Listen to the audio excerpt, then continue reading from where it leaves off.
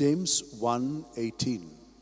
Of his own will, the Father brought us forth by the word of truth, that we should be a kind of first fruit of his creatures. O devoted servant of God, St. Francis Xavier, your heart was burning with love for Jesus.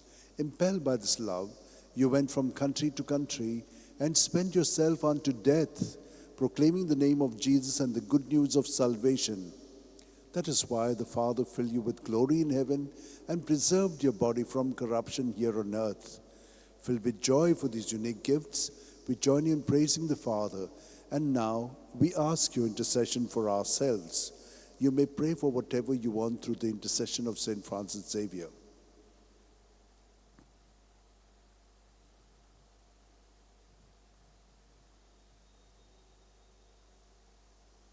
We ask you to obtain for us the fulfillment of these desires, if they are pleasing to the Father. And for everything, together with you, we praise the Father through Jesus in the Spirit. Amen.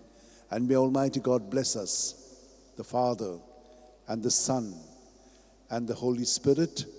Amen.